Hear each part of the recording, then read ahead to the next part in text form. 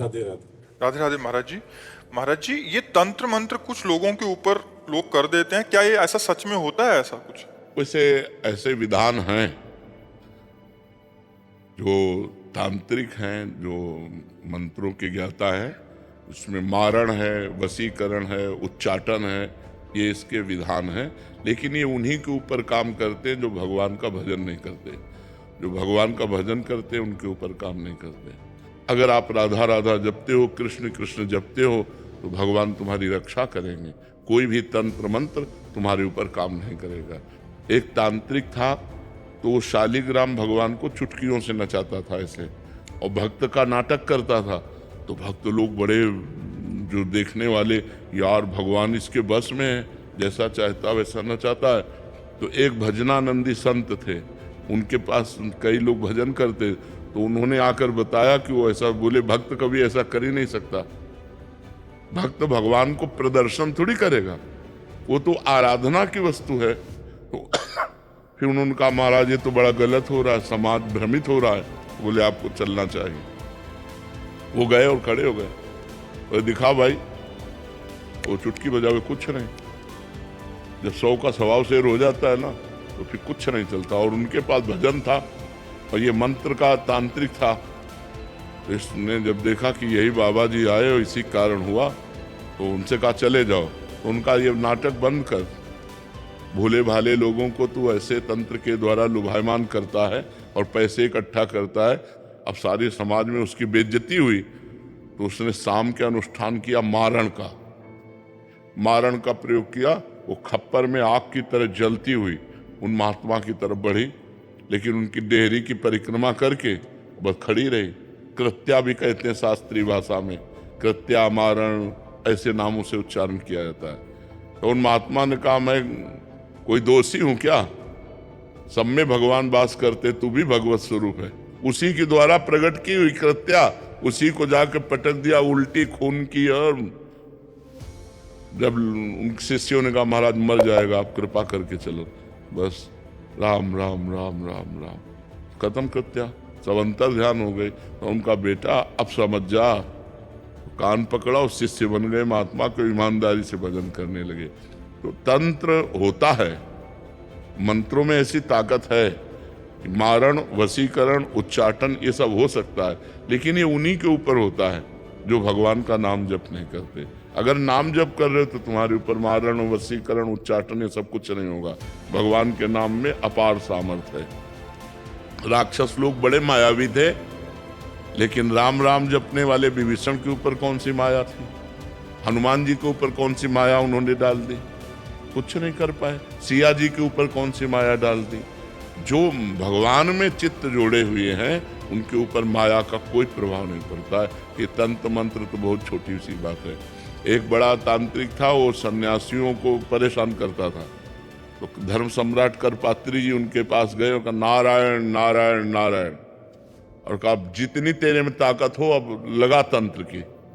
चरणों में गिर गया था। बोले आपके ऊपर हमारा तंत्र कोई काम नहीं करेगा। जहाँ नारायण नाम है, राम नाम है, कृष्ण नाम है, राधा नाम है, हरि नाम है, जहाँ पाप करने वाले लोग हैं उन्हीं के ऊपर उनका प्रभाव पड़ता है।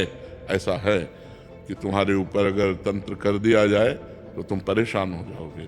तुम्हारे ऊपर मारण लगा दिया जाए तो 10 दिन में मर जाओगे। अगर 1 दिन का लगा तो 1 दिन में मर जाओगे। 1 महीने का लगा तो 1 महीने में मर जाओगे। ऐसे हैं, मंत्रों का प्रभाव है, पर वो अच्छे से अनुष्ठान करेगा तब आपके ऊपर प्रभाव पड़ेगा। महाराज जी, जिनके ऊपर ऐसा हो गया है, उनके परिवार वालों को लगता है कि इसके ऊपर हो गया, तो अब वो क्या करें? भगवान का नाम कीर्तन घर में करवावें और भगवान की कथा और भगवान का नाम जप करें, सब ठीक हो जाएगा। को अलग से संकल्प करना पड़ेगा या ऐसे ही हो जाए? ऐसे ही शुरू कर दे। ऐसे 1 घंटा नाम कीर्तन करवावे, नाम जप करे, भगवान की कथा, भगवान शालिग्राम विराजमान कर ले।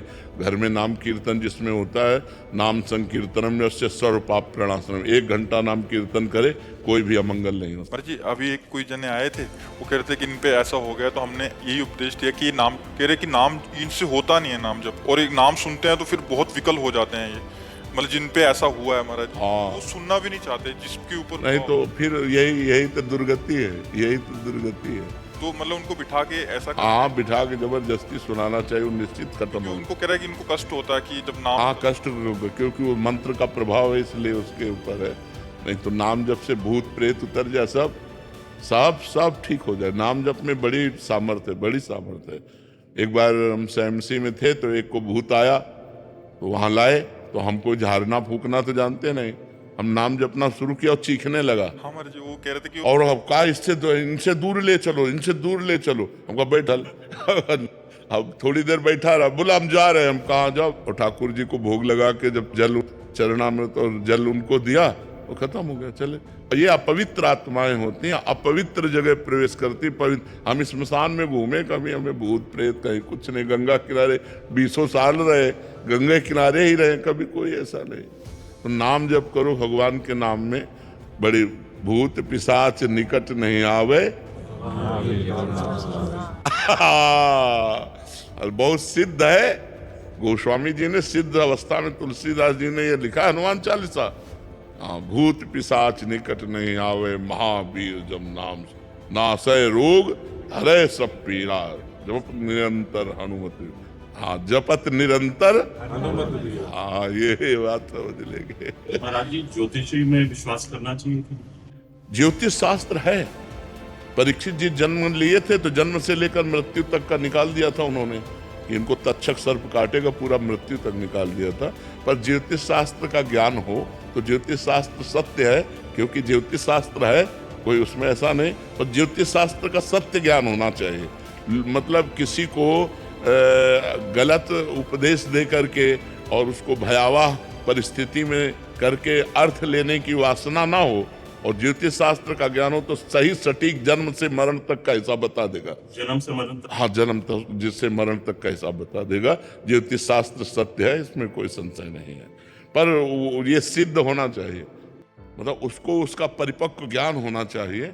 ज्योतिष शास्त्र ऐसे ऐसे विचार करने वाले कि जैसे तुम्हारी भैंस खो गई और वो आपका विचार किए तो आपको बता देंगे कि आपके गांव में दक्षिण कोने में 3 घर के बाद वो बंधी हुई है, तो चले जाओ, उठा खोल लाओ।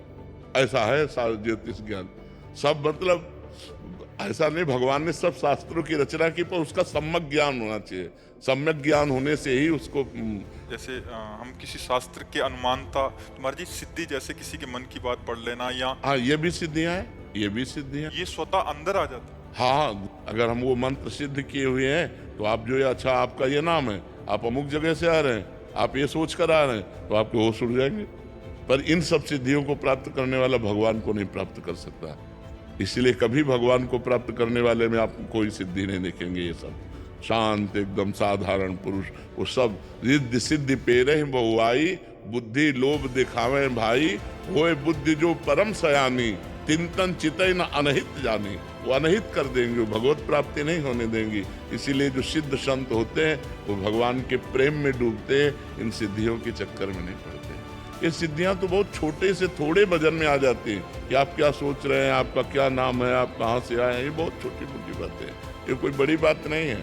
इन सब बातों को तो बहुत क्रॉस करके तब आगे बढ़ा जाता है परमार्थ में। अगर इसको स्वीकार कर ले तो फिर भगवान के दर्शन और भगवान का प्रेम नहीं मिलता। तो ये जीवन भगवान के दर्शन के लिए कि तुम्हारे मन की बात जानने के लिए? अपने मन की बात जान करके तो जिंदगी बर्बाद हो रही है, औरों के मन की बात जान करके इतना बोझा कौन ढोए। महाराज जी, और भी सिद्धियां होती हैं? बहुत सिद्धियां होती हैं। महाराज जी, आपने बताया था कि जल पे चलना।